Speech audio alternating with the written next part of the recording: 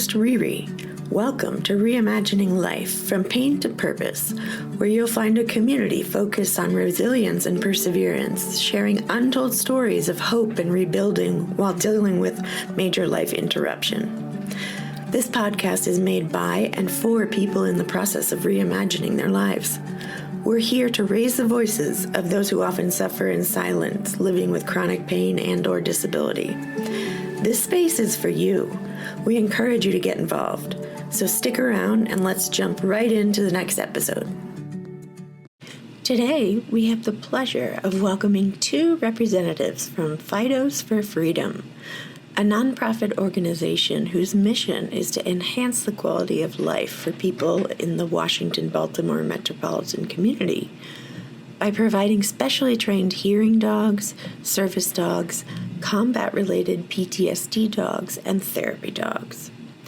Fidos also educates the public about individuals with disabilities and about the benefits of assistance dogs and therapy dogs, and the work that these specially trained dogs do for individuals with disabilities, children with reading difficulties, and patients in healthcare facilities. We'll be speaking with Diane Bernier, the current executive director, and Cara Gregg, the director of outreach. Both Diane and Cara have been working with Fidos in various roles for more than a decade. To give you a little bit more background on their roles, Diane has been involved with Fidos since 1996. She's responsible for the day-to-day operations and provides leadership in developing programs, organizational and financial plans with the board of directors and volunteers. In 2021, she was appointed by the governor to be a commissioner at the Maryland Civil Rights Commission, where her extensive knowledge of the ADA and assistance animals has been invaluable. After receiving her own mobility service dog in 2011, Cara joined Fidos originally as a volunteer. She volunteered at events to educate the public about service dogs and Fidos' processes. Her service dog, Tank, also became a therapy dog, providing comfort to individuals in nursing homes, hospitals, schools, and businesses before retiring from service in 2019. She was then paired with another service dog, Autumn. With her service dogs, she has represented Fidos at hundreds of events and performed demos to show the bond between service animals and their partners. Her dedication to service dogs and Fidos for Freedom has made a significant impact on the organization and the community it serves. Let's talk to them now.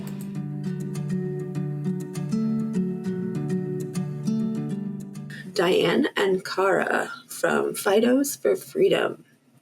So let's talk about some basic information so that we can make sure all of our listeners are on the same page. Can you guys tell me, what is a service dog and what are they not? A service dog is a dog that's specially trained. It assists individuals with disabilities to perform tasks that mitigate their disabilities. The service dogs are trained for one person to mitigate their disabilities, to perform tasks for them. They can do different things like retrieving items or opening doors, alerting to sounds, different things like that. They're trained to work in public settings, and people with disabilities have legal rights of access to have their service dog with them in places where the general public places where the general public is allowed. The things that they're not pets, they're not therapy dogs, and they're not emotional support animals. Like I said, they're trained to perform specific tasks for a person with disabilities. And emotional support animals, pets, they do provide comfort, but that's something that every dog does. So it's not a specific task. Got it. Excellent. Thank you for explaining that. So what types of disabilities or chronic illness can service dogs help with? I know you mentioned some, but are there specific conditions that you train dogs for, or just sort of an overview?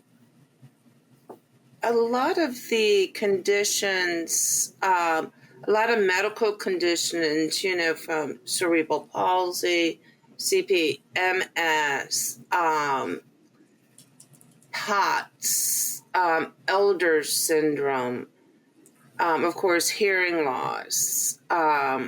We do PTSD with veterans that's combat related. What other, Cara? I'm trying to just think wide open, There are other organizations that train dogs for autism spectrum disorders. They also train for some other psychiatric disabilities like anxiety or things like that. But like Dan was saying, a lot of mobility impairments. Service dogs can help to assist people with mobility impairments so that they can move around independently. That's wonderful. Okay. And so you mentioned that dogs are trained for a specific person. So how does it work when people are interested in getting a service dog? Are they trained up to a certain amount and then you sort of wait until you have a person to match them and then train them further in that particular need? Well, what we do, each organization does it a little bit different. Mm-hmm. Our organization, we train the person with the disability, and the dog. The best way to describe that is, you wouldn't go and give the keys to somebody for a stick shift if you haven't trained them how to drive a stick shift. And that's the same thing with the dog. You wouldn't give a service dog to somebody without training them on the best way to use the service dog.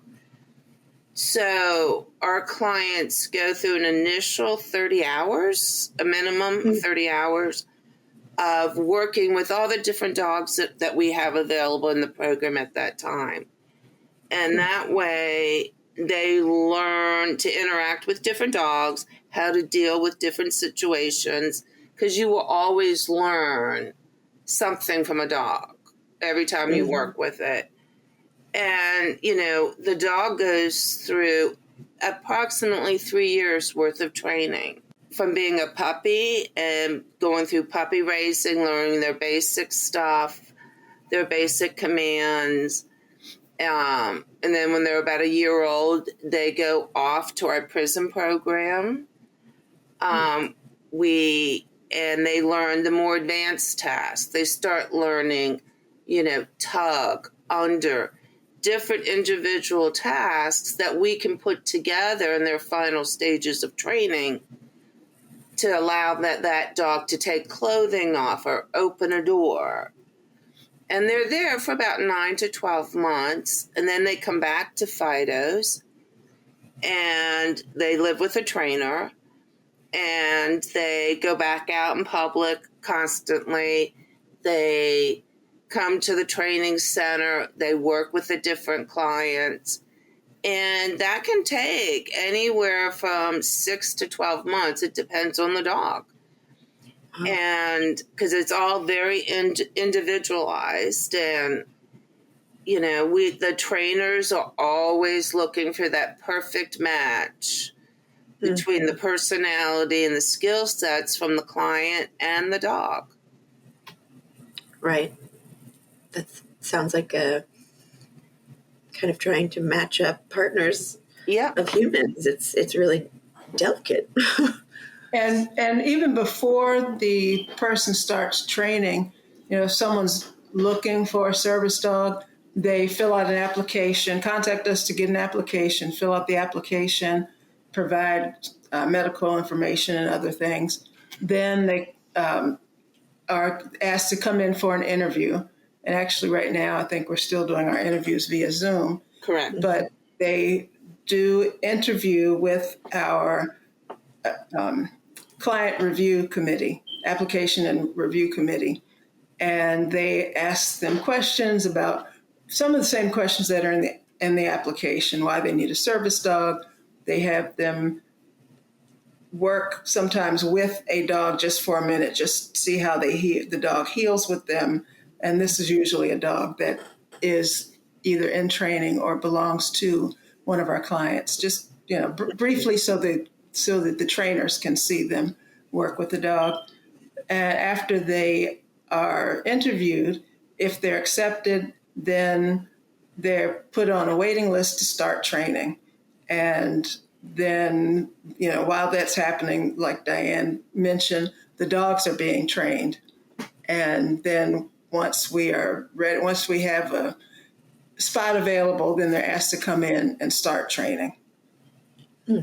Wow. It sounds like a complicated but well-managed process. And I think most organizations, at least that first part, application, some sort of assessment or interview, most organizations have those two things in common. And then usually there's a waiting list before you start training, but the training process could be different. Okay. I want to go back a second to some of the conditions that you mentioned, like cerebral palsy, POTS, elder syndrome. Could you give us a sense of how do dogs do things to help people with those disabilities, those conditions? The best way to describe it, a lot of they do deep pressure therapy. And they will retrieve things. I'm just wondering if you can give us some more examples of what the dogs can do for people with those conditions. Well, like for people with POTS, we have a couple of clients with POTS, and they have a lot of times difficulty with balance, or they have the positional where they will lose blood pressure and then become dizzy. And the dog can help them.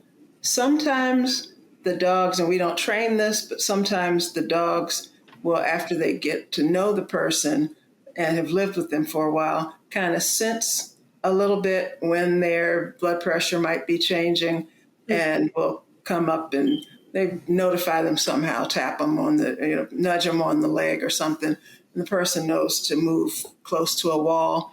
Or if the person falls, then the dog will stay there with them until they come to, or they may have been trained to go get help for the person, so that the person doesn't have to bend over and get dizzy. The dog retrieves things for them. There's lots of different things that the dogs, they help to conserve, basically for all people with disabilities. The dogs really help to conserve energy. A lot of times with chronic illness, you have a lot of fatigue. And with that fatigue, you go to just things that people without chronic illnesses do. You get dressed, and that takes energy. And you go to get the mail, and that takes energy. So some of these things, getting dressed, the dog can go get your socks out of, if you laid out your clothes, go get the socks or bring you your shoes to help conserve. Just that little bit of energy gives you energy to do something else.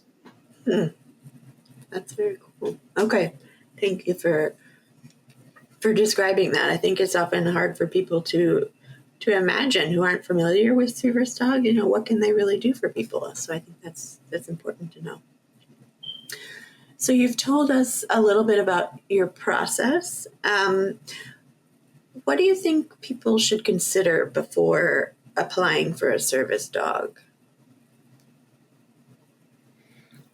They have to think about how a service dog might be able to help with their disability.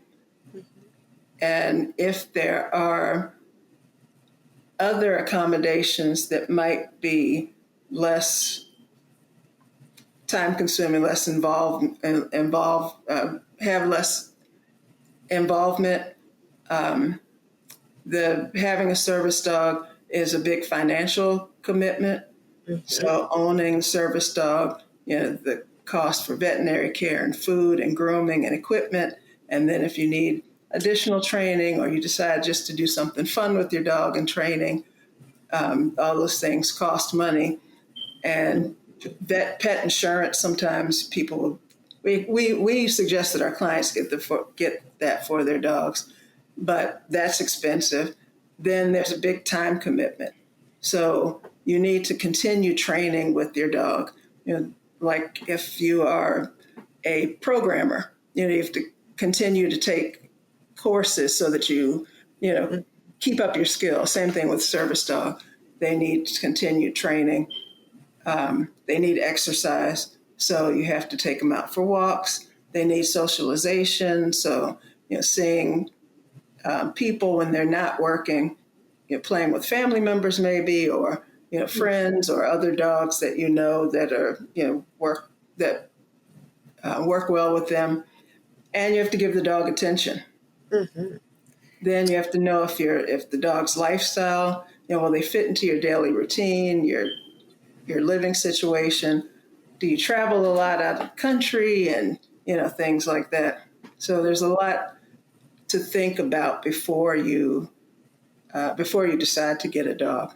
And it's service dog. Yeah, it's also important to understand that if you get the service dog, it will bring more attention to you when you're out in public. Mm-hmm. If you have an invisible disability like I do with hearing, mm-hmm. All of a sudden I have this dog and people are wondering, am I blind? Mm-hmm. And so it just makes more attention to you, and you have to be okay to deal with that. Yeah, and if you have an invisible disability, like Diane said, a lot of times people come up and ask you, "Oh, are you training that dog for someone?" Exactly. and because I have an invisible disability as well. Or like she said, people will come up and ask, "Are you blind?" Actually, a gentleman once saw me get out of my van and asked me, "Was I blind?" And did the dog drive? And oh my gosh. Yeah, that's a big one I've had, and we sometimes get funny, and I always say, yeah, Noah helps me. He barks once for right and twice for left. That's a good one. Sometimes it's just like, really? Yeah, I mean, how do you respond to that? Yeah. And sometimes people are afraid of dogs, or you go to a business. I went to a restaurant, a fast food restaurant a week before last, and I walked in and the person said, "No, you can't bring a dog in here." I said, "She's a service dog." No, I know what a service dog is. You can't bring it in here. According to the law, I can bring the dog in. Right. And at first he said he wasn't going to wait on me. I could stand outside, and I told him no, it was my legal right, and I showed him the law.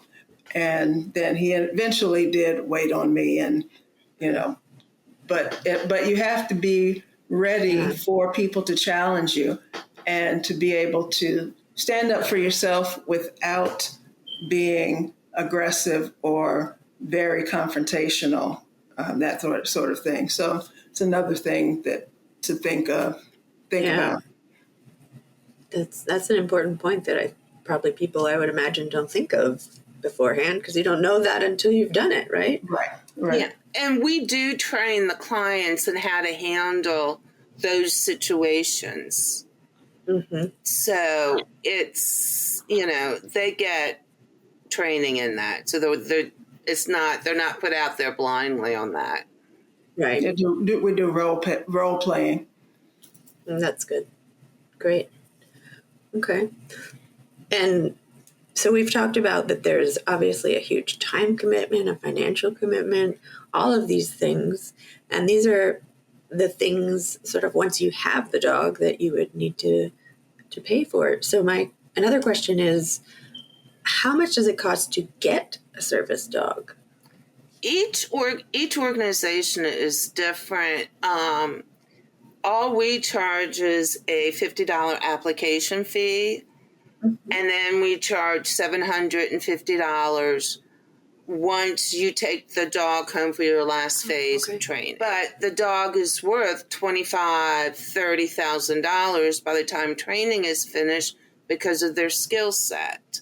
Wow. We're lucky enough that we have wonderful breeders who donate their dogs to us, good, healthy dogs. And, we rely on fundraising, donations, everything, to make this possible. And we have excellent volunteers. I can't thank our puppy raisers and our trainers enough. They do this, and you talk about a time commitment. I always talk to the puppy raisers, and I'm like, when I had the last dog that I had before I got a service dog, I said, I am never getting another puppy. I adopt a dog. They're going to be 3 or 4 after they go into the puppy phase, because but the puppy raisers, they get a puppy, they get through the housebreaking, they go through like the obedience training, socialization, those things, and once the dog is about a year old and they really start getting things together, then the dog goes on to the next phase, and then they get another puppy. Oh, wow. Just continually have puppies coming through, and they love that phase of training. Yeah. And then our trainers so they have them for about a year, and then our trainers have the dogs for about a year, and put in the same time. And most of our trainers and puppy raisers work full time. Wow. So they do this in addition to that. That is a lot of time and dedication. That's amazing. And then even after the dogs are matched and they go off with their person, our trainers are available. I can text my trainer and ask her a question or call her. And if there's something big that I need to work on, we can get together. And our clients are also always welcome to come back and train with us. So we have training on Wednesday evenings and Saturday mornings. And as long as your service dog is still working, it hasn't retired, then you can come in for training as often as you want. At no cost. Wow. At no cost, right. That's a great benefit, I would think. Wow. Okay. So from your experience or where you sit, what's been the best part for you about working in this training service dogs, or whether it's matching people with their dogs or whatever role you play? Sort of what's been your favorite? For me, as executive director, seeing these people we help with the dogs, but watching them start to live an independent life and actually get back out there and get back out in public now that they have the assistance they need. Mm-hmm. That, to me, is the most rewarding part. Absolutely. Incredible.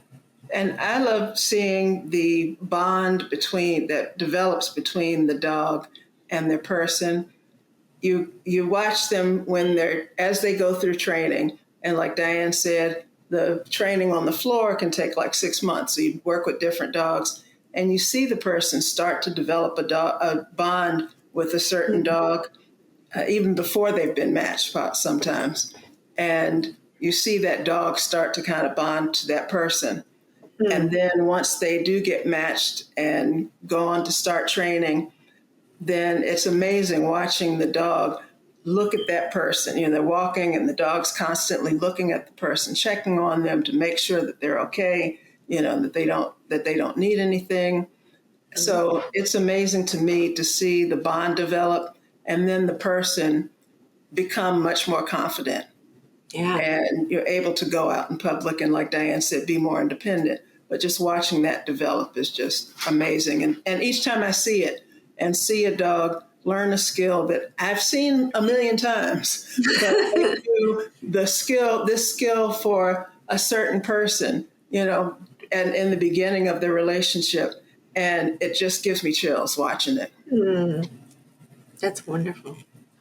Have there been any surprises, like, oh, wow, you never thought you'd see that, or anything that really surprised you? I don't know. I mean, there's always little surprises. We've had a couple of clients we haven't seen it, who have reported. One person, I don't remember, Diane, you may remember who it is, but one person had a dog that kept coming to them and barking or looking like they need to go outside or whatever, and the person's trying to figure out what's going on. And they eventually led them to this outlet, and you don't see anything, but there was a short in the outlet inside the Oh my gosh. And the dog knew that, and hasn't been trained this, but knew that and let the person know that this was, a fire hazard. And another time a client, she's deaf, and her son was upstairs, up in the attic, and fell through the ceiling. Ooh.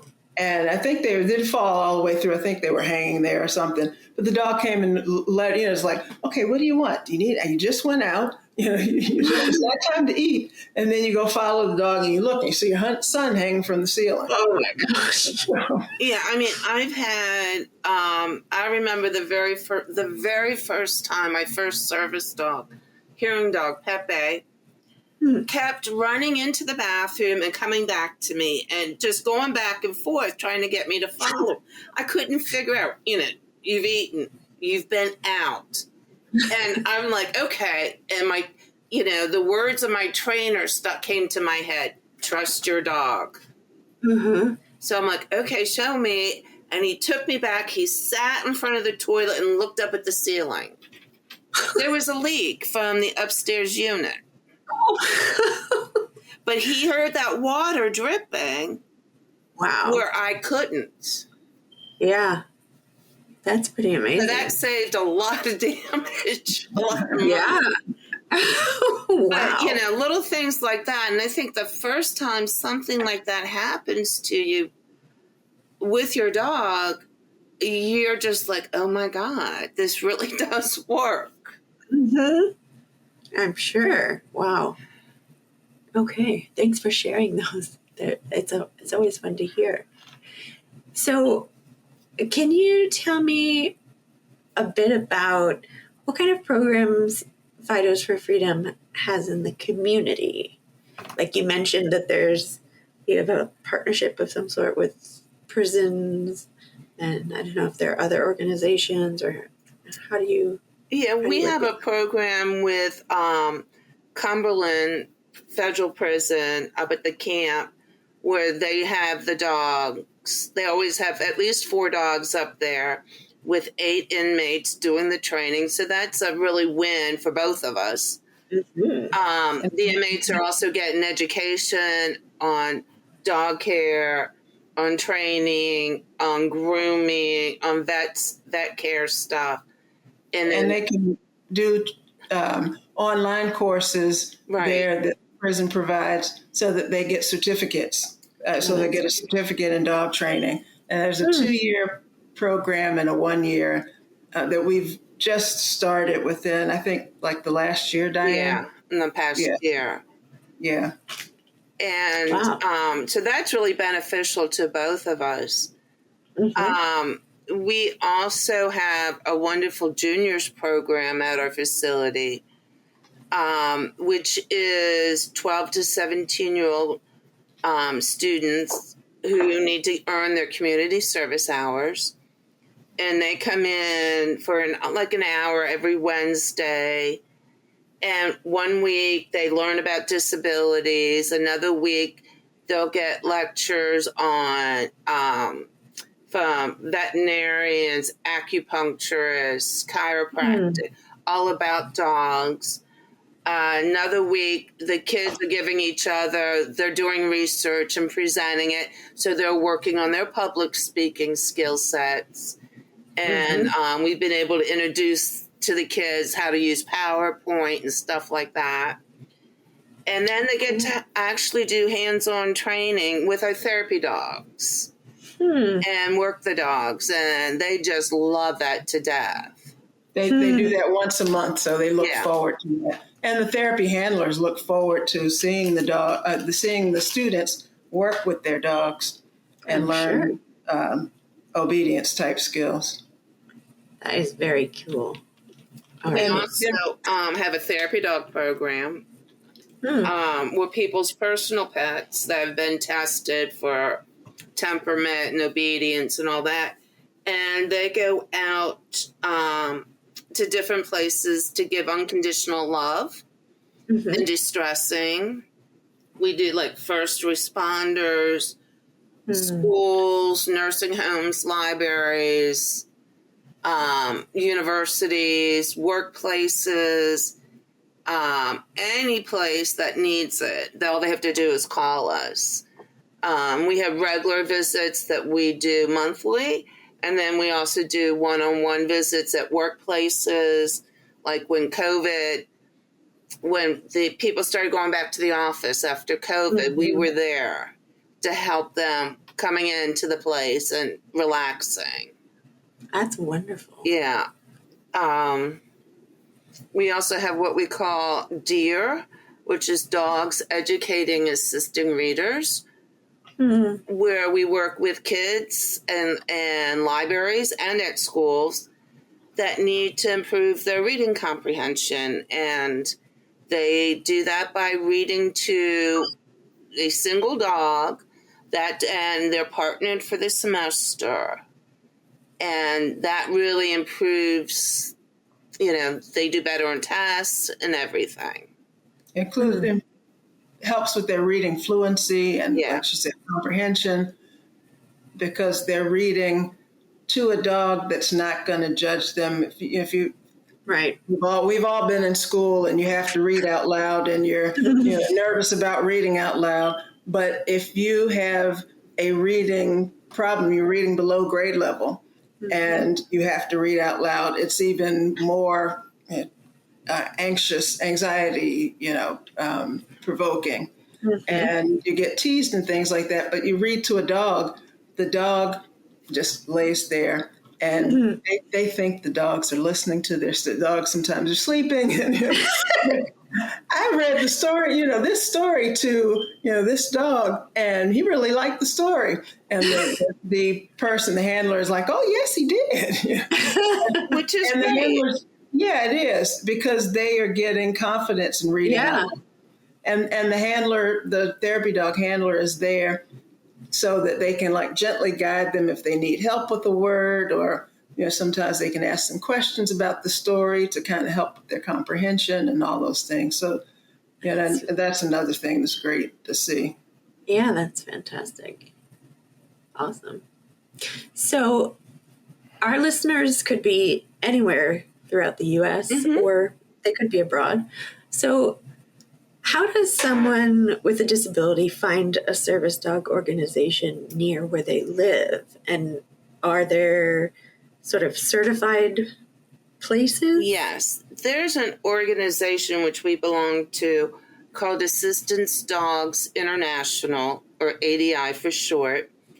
And they have established the metrics and how to train and how to run a nonprofit. And they do this internationally. And we are a member of it. So we are certified through them. And I would suggest anybody to go to their website. That website is assistancedogsinternational.org. Okay. And that you can look up by state, by what you're looking for, all different ways, and they will give you a list of programs that are accredited by them. And that way and different programs operate differently, and that's fine. But this way, at least you are getting something that is reliable and, it's not going to rip you off. Yeah. Or you're not going to go get a dog and come home and a week later the dog's completely out of control. Yeah. There's oversight, with ADI and the organizations that are with ADI. We have to get certified by them, and they come in, they look at how we keep our records, they watch our training, they meet with, a trainer, they meet with a client, And they see all of this to make sure that we're running a good service dog organization that people can rely on. That's great. Excellent. And part of that, which is also interesting, is for our veterans out there, VA will offer what they call dog of record benefit. And if you go and get a dog from an ADI organization, then they will issue this dog of record and pay all medical costs for the life of that dog. But it has to be from an ADI organization. And that is, when I talk to veterans groups, I am like stressing that so much because VA doesn't always tell you that. You know, it's just lack of information, but it's something that's very important for the veterans to know. Having that one piece, we talked about time commitment, financial, and training and everything. Having that one piece that you don't have to worry about is amazing. Right. And if they go to any VA facility, VA hospital for anything, they will only allow an ADI dog within the facility. Because they know that's trained correctly. It's not going to attack somebody, Right. So it's very important for the veterans to know that. Okay. So does that mean that the service dog, however they're identified, whether it's like the little vest thing, does it have like ADI approved or something on it, or they just have to carry the paper that confirms it? What ADI is now doing is they're issuing a digital ID to the person. It's through the organization. I just got finished issuing it to all our clients. Where it's a picture of the dog and them together. So there's no misunderstanding with both the ADI logo and the organization's logo. And there's like a blue light that goes around it. So it's active. Because at any time, if we need to, I can turn that off. They might still have it, but it won't have the light going around to show that it's activated. If that dog has retired or something like that, then it's not active.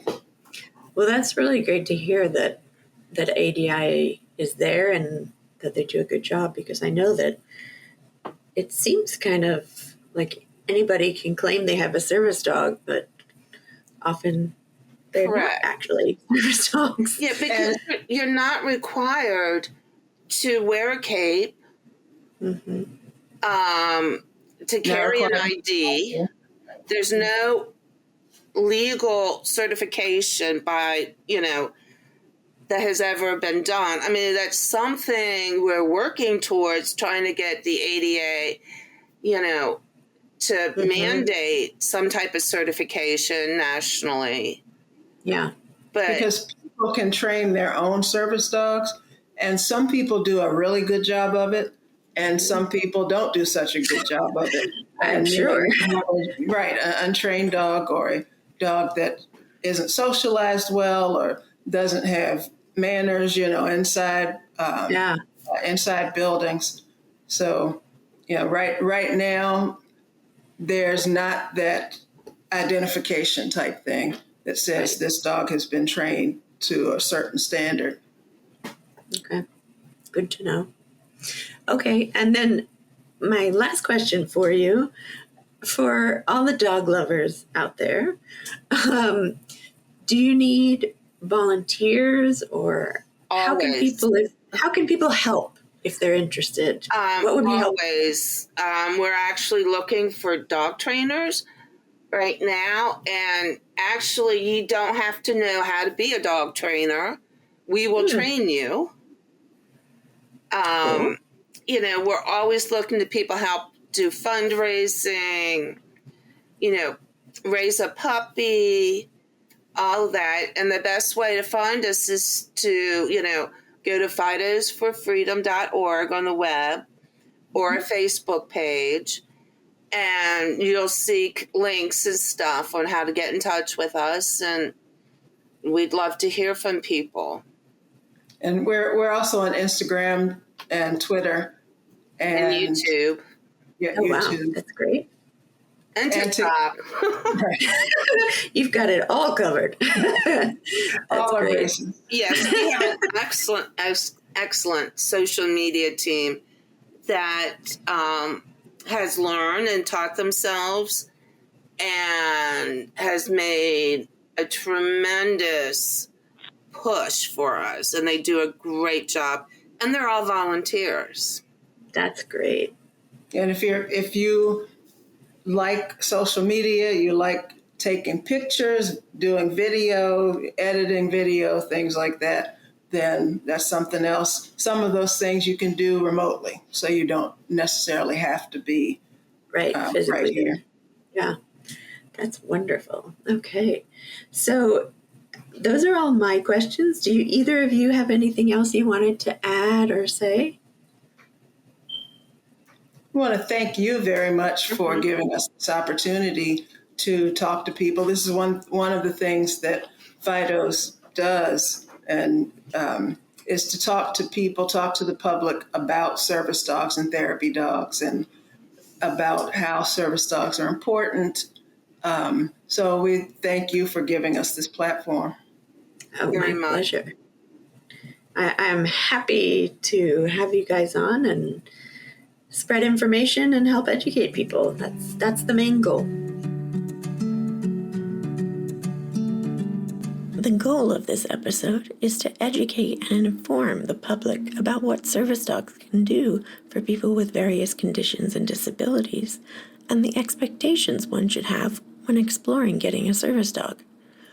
While each organization may have their own training method and process, fortunately, there's an international governing body for the service dog world that sets the standards, metrics, and evaluates and certifies organizations that train service dogs. Assistance Dogs International, ADI as they're known, certifies organizations that meet their standards for training, the way dogs are treated, etc. This is great news for anyone looking for a service dog training organization in your local area. You can go to ADI's website and search for organizations they have certified in your local area. I really appreciate learning from the unique experience that Diane and Cara are able to provide, as they share both their professional perspectives as well as private ones, since both of them have their own service dogs and can therefore speak about their own lived experience. Training and matching service dogs with their partners is an in-depth process. It typically takes 2 to 3 years until dogs are trained. The goal of service dogs is to help improve the lives, mobility, and safety of their human partners. There are many specialized tasks that service dogs can be trained to do.